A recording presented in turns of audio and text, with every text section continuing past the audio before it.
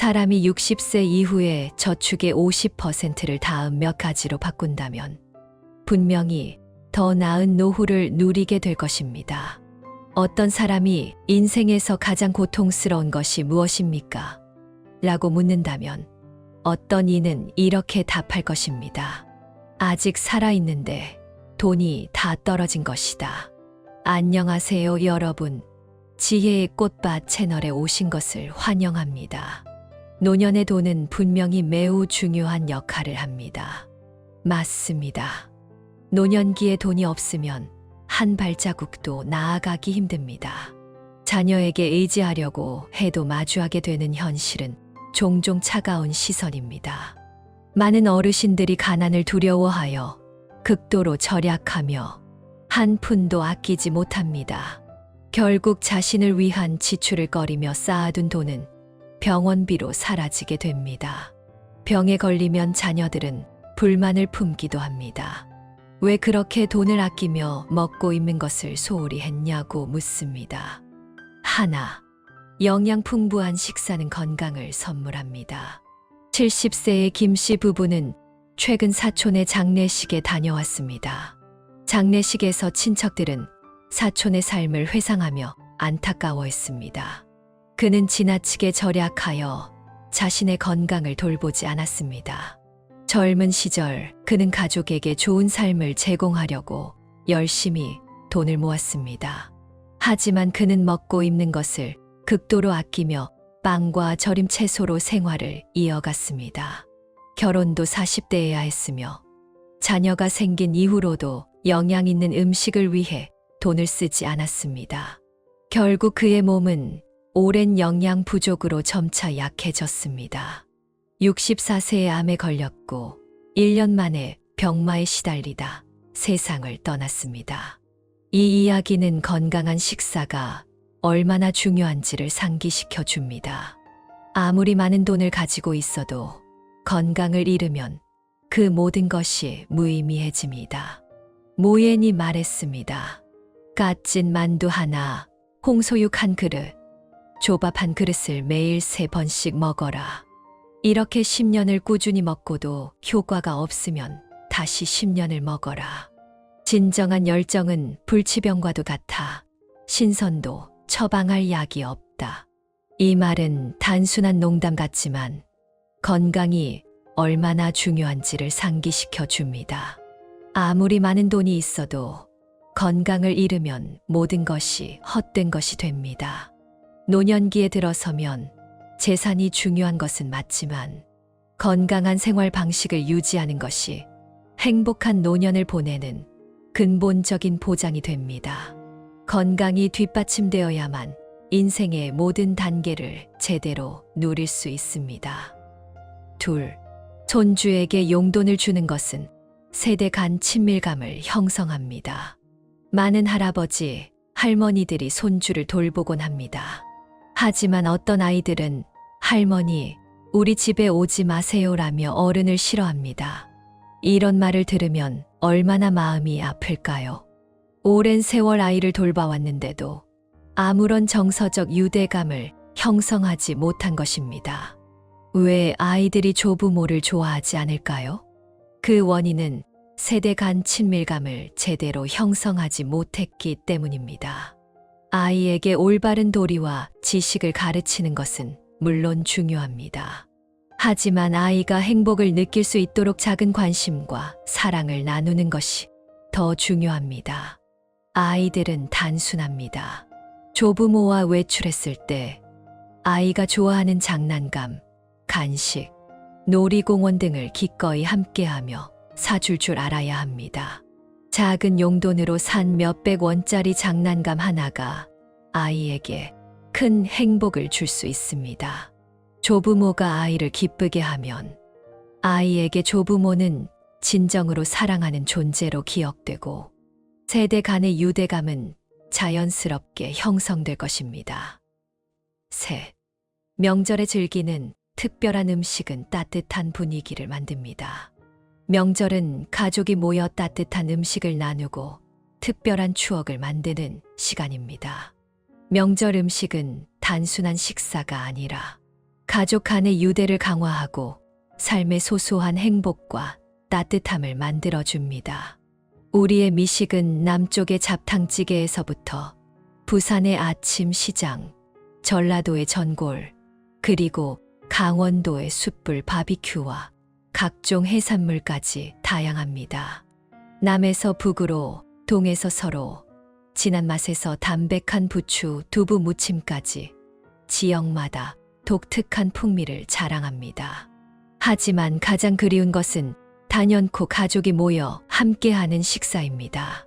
수천 리를 돌아다니며 걱정했던 마음도 집에 돌아오면 비로소 안심이 됩니다. 1년 내내 일하느라 고생했던 날들도 고향에 가면 온전히 풀립니다. 가끔 외식이 맛이 없어서가 아니라 가족과의 소소한 만남과 정이 담긴 음식을 그리워하기 때문입니다. 고향의 맛을 떠올리는 사람들은 여전히 클내음을 기억하며 살아갑니다. 자녀를 위해 음식을 준비하는 부모의 마음, 자녀에게 부모의 집이 없다면 어디를 가더라도 정착하지 못한 듯한 느낌을 받을 것입니다. 나이가 들어 자녀를 위해 큰일을 할 수는 없지만 한 끼의 음식을 준비하는 것은 충분히 가능합니다.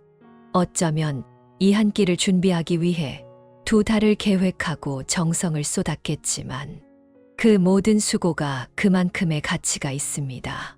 자녀가 어릴 때부터 좋아했던 음식을 하나하나 준비하고 비용이 들더라도 전혀 아깝지 않아야 합니다. 이것이 바로 부모의 끝없는 사랑입니다. 명절이나 생일과 같은 특별한 날에는 부모의 집이 따뜻한 분위기로 가득해야 합니다.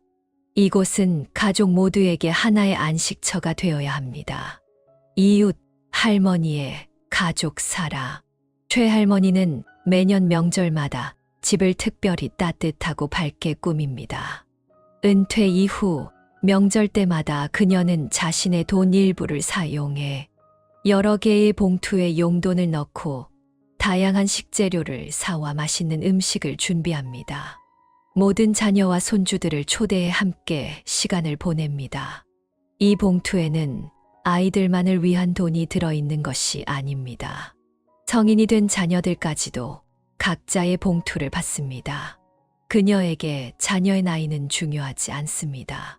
중년이 되었더라도 여전히 그녀의 소중한 아이들입니다. 최할머니는 80세의 나이에도 늘 환하게 웃으며 손자, 손녀와 자녀들의 사랑과 존경을 받습니다. 손자들도 건강하고 행복하게 자랐으며 가족 간의 관계도 평화롭습니다. 이런 가정의 화합은 모두 최할머니의 따뜻한 리더십 덕분입니다. 노년의 금전은 은행에만 쌓아두는 것이 아니라 가족 간의 화합과 단결을 촉진하는 데 사용될 때 진정한 의미를 갖습니다. 명절에 온 가족이 함께 모여 이야기를 나누고 따뜻한 불빛 속에서 시간을 보내는 것. 이것이야말로 가장 큰 재산입니다. 부부 간의 여행 진정한 사랑을 이어주는 시간. 여행에 대해 많은 부부가 항상 언젠가를 기다립니다. 하지만 기다리다 보면 결국 나이가 들어 더 이상 여행을 갈 수 없게 되기도 합니다. 젊었을 때는 생활비 걱정에 지출을 아끼다가 60대가 되어도 여전히 출발하지 못한다면 후회만 남을 것입니다. 박 씨 부부는 매년 한 달치 연금을 여행 비용으로 사용합니다. 은퇴 후에도 그는 돈을 지나치게 아끼며 살지 않고 취미를 즐기며 아내의 관심사인 여행을 적극적으로 지원합니다. 매년 아내와 함께 새로운 장소를 방문하며 추억을 쌓습니다. 작년에 그들은 바닷가 근처의 작은 마을로 여행을 떠났습니다. 바닷가를 산책하며 아내는 젊었을 때 언젠가 가보자고 생각했던 시간이 결국 지금까지 미뤄졌음을 안타까워했습니다. 그러자 박 씨는 아내의 손을 꼭 잡으며 미소를 지었습니다. 그래도 지금 이렇게 함께 할 수 있어서 다행이야. 아내는 그의 어깨에 살짝 기대며 두 사람은 석양이 바다로 가라앉는 모습을 함께 바라보았습니다. 그 순간 두 사람의 마음에는 평화와 만족이 가득했습니다. 부부가 오래 살아도 여전히 처음처럼 사랑스럽게 지낸다면 자녀들의 결혼 생활도 자연히 행복해질 것입니다. 이것은 바로 본보기가 가진 힘입니다. 젊어서 결혼한 부부가 나이가 들수록 서로를 존중하며 동반자로 살아가는 것은 노년기에 있어 가장 중요한 부분 중 하나입니다. 빌 게이츠는 이렇게 말했습니다. 열정은 강력한 실력을 가진 사람보다도 그저 열정만 있는 사람이 더 성공할 가능성이 높다. 하나, 배우자와 함께 여행하며 삶의 진정한 기쁨을 누리세요. 여행은 많은 부부에게 늘 나중에 하자는 대상으로 여겨집니다. 하지만 나중에라는 약속은 점점 미뤄지고 결국 너무 늦어버릴 때가 많습니다. 둘, 노년기에 중요한 것은 스스로를 돌보는 삶의 균형입니다. 나이가 들면 돈을 아껴야 한다는 압박감이 생기곤 합니다. 하지만 돈을 지나치게 저축하고 사용하지 않으면 삶의 질이 떨어질 수 있습니다. 노년의 행복은 저축과 소비의 균형을 찾는 데 있습니다. 돈은 미래의 안전을 위한 것이기도 하지만 현재를 즐기고 건강을 돌보며 가족 간의 관계를 유지하는 데 사용될 때 진정한 의미를 갖습니다. 예를 들어 책을 사고 읽으며 지식을 넓히거나 운동을 배우기 위해 투자를 아끼지 않는 것처럼 말입니다. 노년에도 좋아하는 활동을 찾아 삶의 활기를 불어넣는 것이 중요합니다. 낚시를 좋아한다면 낚싯대를 사고 몇 날 며칠을 기다릴 텐트를 준비하세요. 태극권을 배우고 싶다면 태극복을 사고 선생님께 배우세요. 광장춤을 좋아한다면 춤복을 구매하고 적극적으로 참여하세요. 자신을 위한 투자는 결코 사치가 아닙니다. 셋, 나이를 받아들이고 좋아하는 일을 하며 더 많은 행복을 느껴보세요. 참마오는 이렇게 말했습니다. 진정한 행복은 격렬한 기쁨도 아니고 쓰라린 고통도 아니다. 오히려 잔잔한 물결처럼 지속되는 것, 고요한 바다처럼 평온한 것이다. 많은 사람들 속에서 평범한 한 사람으로 삶의 짧은 순간에서 기쁨을 찾는 것. 나이가 들면 나이를 받아들이고 조용히 자신만의 삶을 살아가며 좋아하는 일에 몰두하는 것이 행복의 비결입니다. 내 마음의 애착을 좋아하는 일에 집중하면 삶의 모든 순간이 더 즐겁고 활기차게 느껴질 것입니다. 좋은 마음 상태와 안정된 감정을 유지하면 일상이 즐거움으로 가득 차게 되고 이것이야말로 노년을 건강하게 유지하는 최고의 비결입니다. 우리는 소소한 일상 속에서 스스로의 행복을 창조할 수 있습니다. 평범한 한 끼 식사, 따뜻한 햇살 아래의 독서, 작은 꽃밭 가꾸기. 이 모든 것에서 우리는 시와 먼 곳을 찾을 수 있습니다. 네, 나이를 받아들이고 자신을 아끼는 것이 최선의 선택입니다. 양창은 이렇게 말했습니다. 평온한 시간은 잠깐이지만 어지러운 일상은 늘 우리 곁에 있다. 설령 세상이 차갑게 느껴질 때도 우리의 마음은 풍성하고 따뜻해야 한다. 우리의 시선이 멀리 있는 풍경을 향할 때 가까이에 있는 삶의 진실을 놓치지 말아야 합니다. 나이가 들면 자신을 아끼는 법을 배워야 합니다. 자녀에게 지나치게 의존하지 않고 자신의 건강과 삶의 질을 유지하며 살아가는 것이 가장 좋은 선택입니다. 삶은 고달픈 순간이 많습니다. 하지만 우리는 삶의 고난을 받아들이면서도 내면의 평화를 유지해야 합니다. 자녀가 힘들다고 해서 자신의 삶을 희생할 필요는 없습니다. 또한 자신을 지나치게 궁핍하게 만들 필요도 없습니다. 노년의 삶은 스스로를 잘 돌보고 건강을 유지하며 삶을 즐기는 것입니다. 이것이야말로 남은 생을 행복하게 보내는 최고의 비결입니다. 5. 자녀의 삶에서 벗어나 자신을 돌보며 삶을 살아가세요. 우리 주변에서 종종 쓰레기통을 뒤지거나 폐품을 줍는 노인들을 보게 됩니다. 처음에는 그들이 경제적으로 어려운 줄 알았지만 알고 보니 자녀에게 경제적 도움을 주기 위해 은퇴연금을 모두 쓰고 있었습니다. 그 노인은 어느 날 쓰레기통을 뒤지다가 허리를 다쳤고 결국 자녀에 의해 요양원으로 보내졌습니다. 자녀를 돕기 위해 자신의 건강과 삶을 희생한 결과입니다. 부모의 지나친 사랑이 항상 좋은 결과를 가져오지 않습니다. 나이가 들면 나이를 받아들이고 자녀의 삶에서 벗어나 자신의 삶을 살아야 합니다. 자신의 건강을 유지하며 노년을 잘 보내는 것만으로도 자녀들에게 가장 큰 지지와 사랑을 줄 수 있습니다. 오랜 병상에는 효자가 없다는 속담처럼 자녀들이 부모를 돌보지 않는 것이 아니라 그들 역시 자신의 삶을 살아가야 하는 현실이 있기 때문입니다. 우리가 자녀를 위해 할 수 있는 최고의 일은 스스로를 잘 돌보고 삶을 즐기며 건강하게 사는 것입니다. 그것이야말로 자녀들에게 가장 큰 지지와 안정감을 주는 방법입니다. 손에 얼마나 저축이 있어야 편안하게 살 수 있을까요? 제가 말해드리겠습니다. 얼마나 저축을 하더라도 진정으로 편안하게 살기는 어렵습니다. 왜냐하면 인간의 욕망은 끝이 없기 때문입니다. 저축이 500만 원 있다면요? 물가가 이렇게 높은 상황에서 실직을 해서 1년 동안 살아야 한다면 이 500만 원으로는 어떻게 아껴 써도 부족합니다. 저축이 1000만 원 있다면요? 병원비로 몇백만 원이 나갈 수도 있고 부모님 생신, 경조사비, 아이 학원비, 가끔 외식하거나 여행을 다녀오고 차를 점검하고 관리비나 난방비를 내다 보면 순식간에 바닥이 납니다. 이런 상황에서 편히 살 수 있을까요?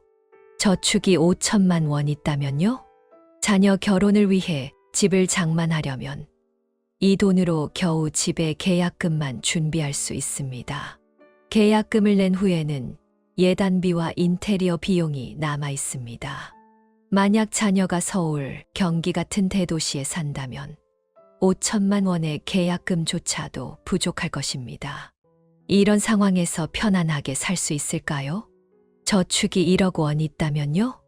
이 돈으로 자녀가 지방에서 집을 살 수는 있겠지만 집을 사고 나면 당신의 계좌는 텅 비게 됩니다. 이런 상황에서 정말 편히 쉴 수 있을까요? 저축이 4억 원 있다면요? 이 돈으로는 자녀가 서울에서 집 계약금 정도만 준비할 수 있습니다. 노후에 편히 쉬며 살고 싶다고요? 꿈도 꾸지 마세요. 저축이 8억 원이라면요? 듣기에는 큰 돈처럼 보일 수도 있습니다. 하지만 새 차를 한 대 구매하고 가령 5천만 원짜리 차 수리와 유지비가 계속 들어갑니다. 집도 바꿔야 하고 가구와 가전제품도 새로 장만해야 하며 8억 원은 순식간에 사라집니다. 이런 상황에서 편히 쉬며 살 수 있을까요? 저축이 10억 원이라면요? 이제야 좀 여유로워 보일까요? 하지만 잊지 마세요. 자녀 결혼, 손주 양육 등 돈이 들어갈 곳은 끊이지 않습니다.